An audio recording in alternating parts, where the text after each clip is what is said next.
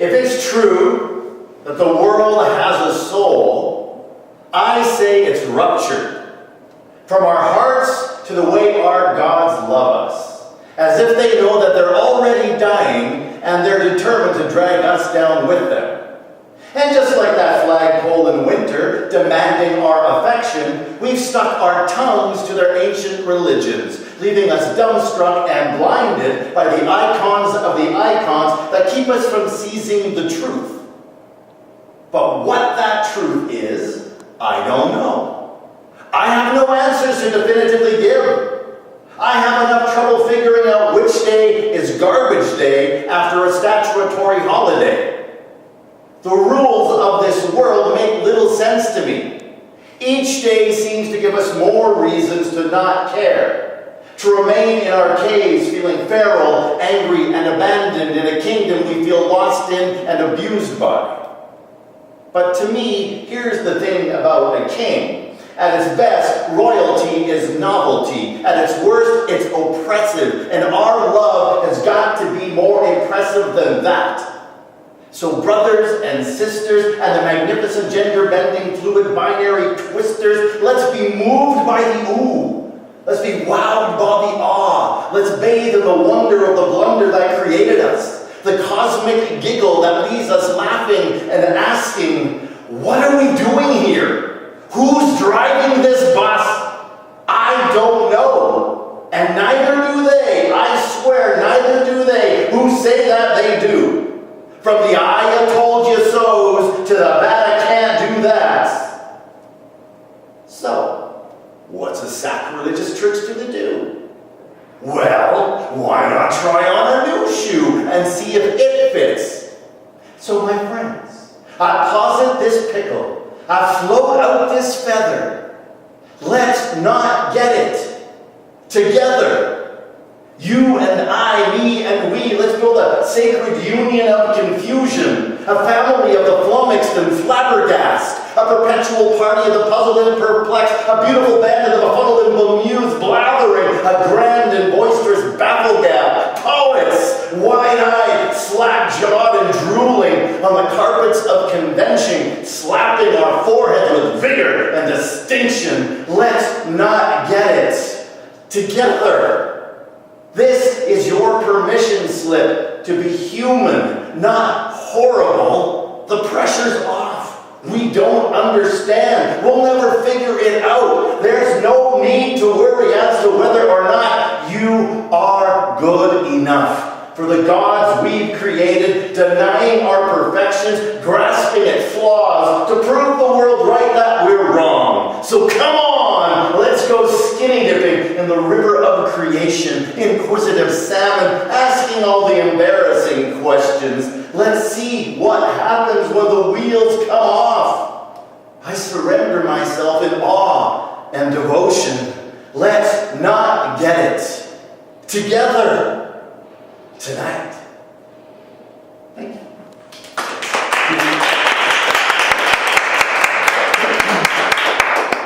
I will now read one that is not memorized.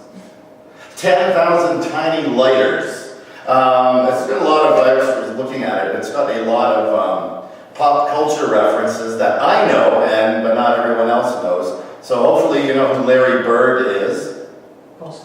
Yeah, basketball player, Boston Celtics, long time ago. Gumby and Pokey. Well, I explained it. Anyway, it doesn't matter.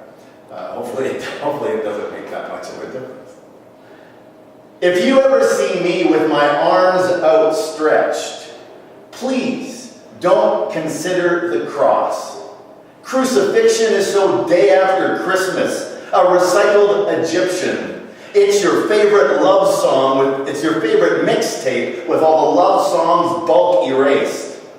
Instead, imagine me a tree falling in the forest that everyone gets to hear. A tiny miracle, a missing link. Imagine me an East Van Welcome sign, or a baboon howling at the dawn. Or if you must, let me become a monument of wood and light carved by teeth made from darkness. At the base of this structure is my ass, in the mud, farting bubbles that look just like me. Das see Weslowski. And inside each little bubble is music. Husker Du's feedback, Sun House's blues, the chaos of the Replacements, and Black Sabbath's thunder. The list is as endless as my flatulation. And sitting above me is Gumby and Pokey, a green claymation human and his talkative orange sidekick pony. Because if you've got a heart, then Gumby is a part of you. And right above them is where the carving becomes knotted. It's where my father lives, trying to love me in his own twisted way, with a chainsaw mouth constantly cutting me down, slicing me up with its rage. Most of the time, this spot feels as if it's rotting, as if it's about to topple over and decompose in the forest. But the place above him is where the beavers live.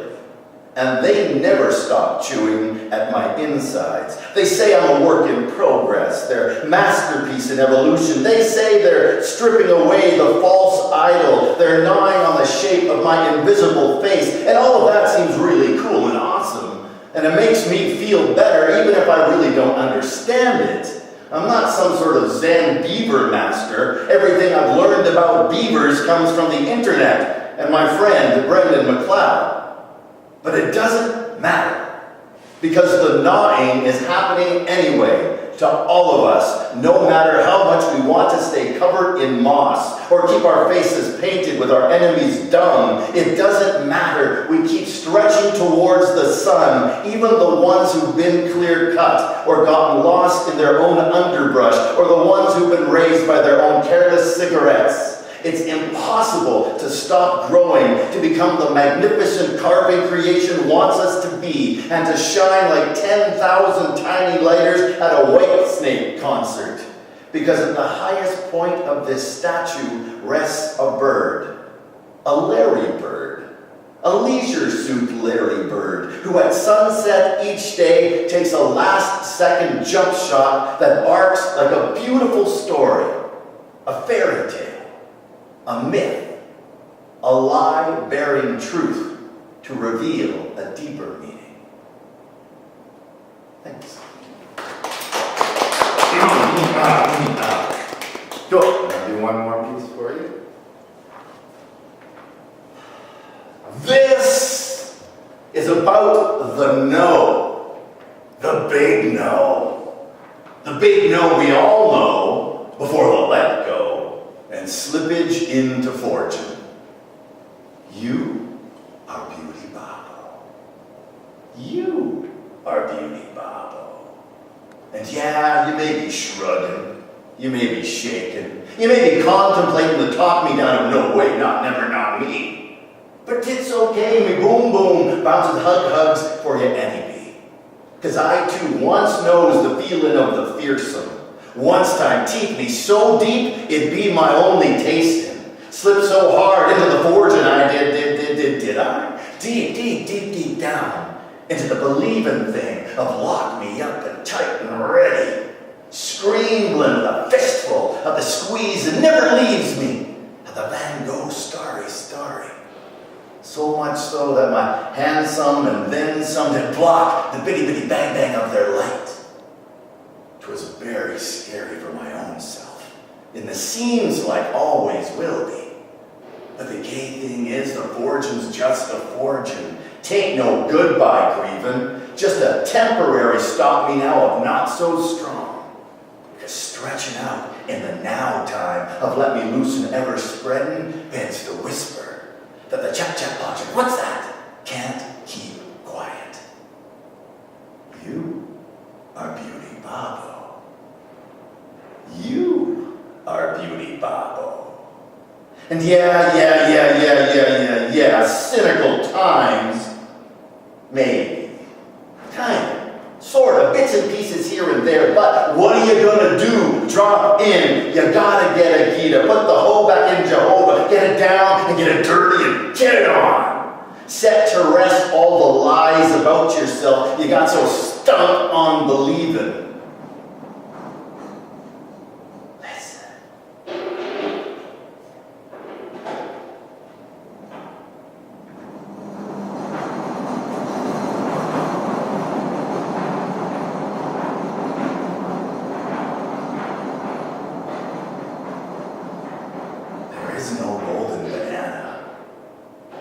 there is no horse of tomorrow. And that grief case full of like, gimme, gotta get. You seem so eager to not set down. Well, it's just full of castrated rabbits still trying to breathe. The Tom Thumb put me under a bugger, you're a bad one. Because the Capricicos captured love and put our hearts in heavy water. Taught to drip things from our eye bits so they'd be drowned in if they open. Scaredy placing everyone into the quiet business of not be trusting. I say too much of what they've told us is a lie. So make the love thing with the source place of there we go and here I come from, tongue throbbing past the Father, standing naked as the Son. You are Beauty Babo. You are Beauty Babo. You are all Beauty Babo. Thank you.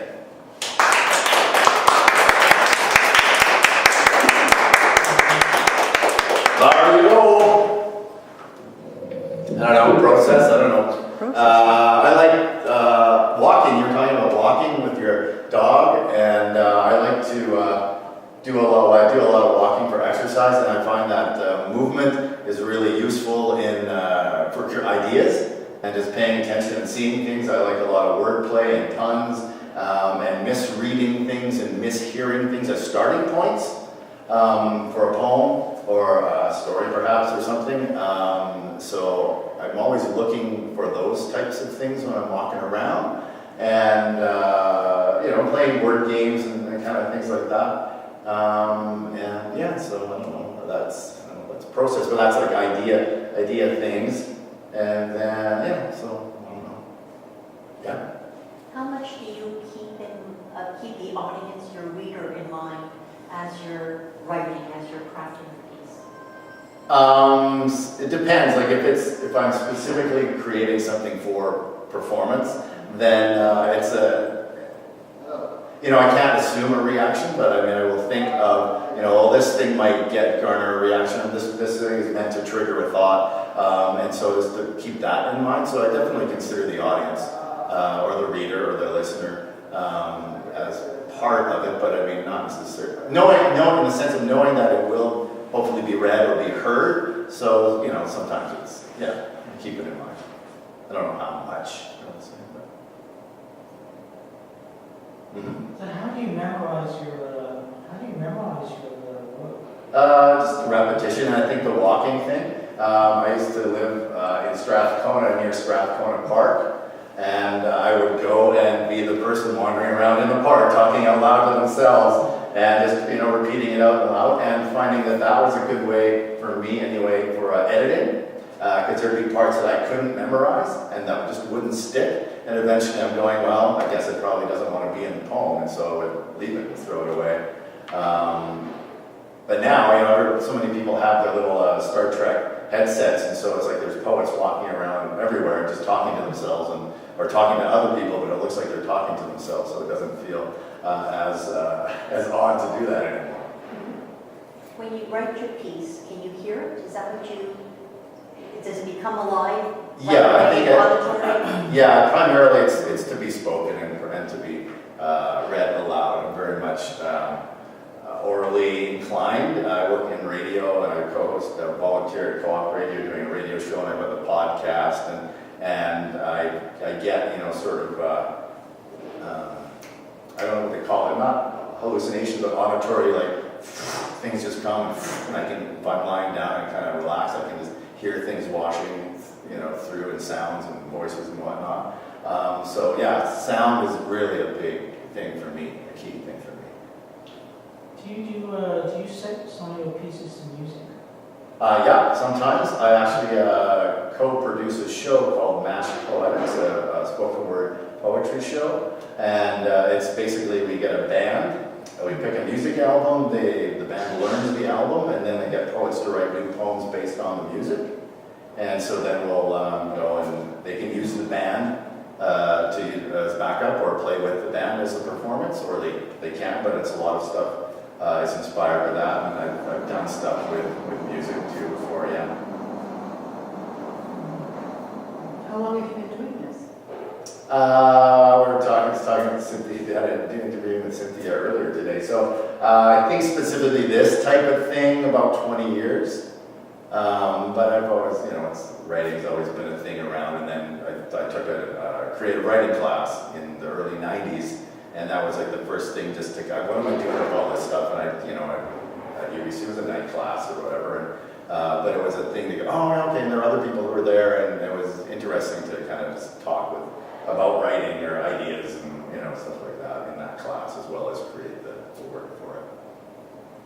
Mm-hmm. So do you have a YouTube channel with it? I'm on the Vancouver Poetry Slam YouTube channel there. I've got a website which has got the podcast on it and some videos, rcweslowski.com. And Weslowski is just spelled like we slow ski. And so it's rcweslowski.com. There's lots of stuff on there. Not as much video, because basically it's like stuff like this, people filming at an event, so it's not like a professional video per se, but there's lots of stuff online, yeah.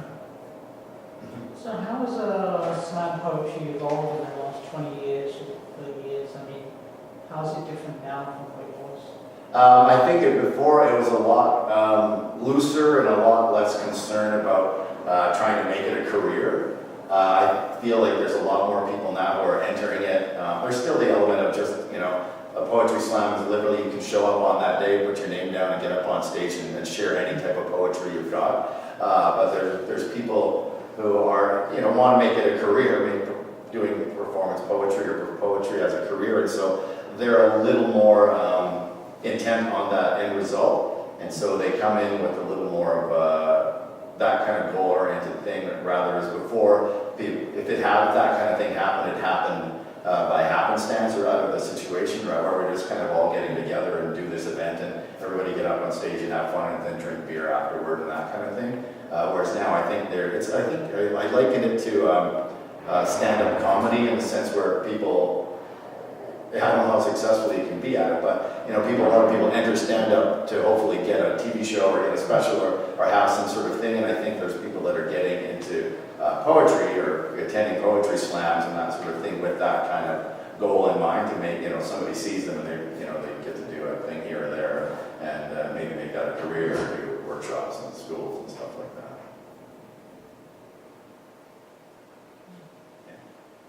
And other things, I don't know, just, I think, like I said, I work in radio and I volunteer at co-op, so the podcast, and doing recordings and stuff like that, and comic books. I collect comic books, and I've been collecting comic books since I was a kid, and actually we went for Aphrodite's Pie. The comic shop is just up the street from that, but it's closed now. They've shut down, they had to board the place up, but it used to be on 4th and Arbutus, and that's where I went when I was a teenager, and to that place, and they had to move down to where they are now, which is sort of the Dunbar area, towards the end of 4th Avenue and Alma or Dunbar there.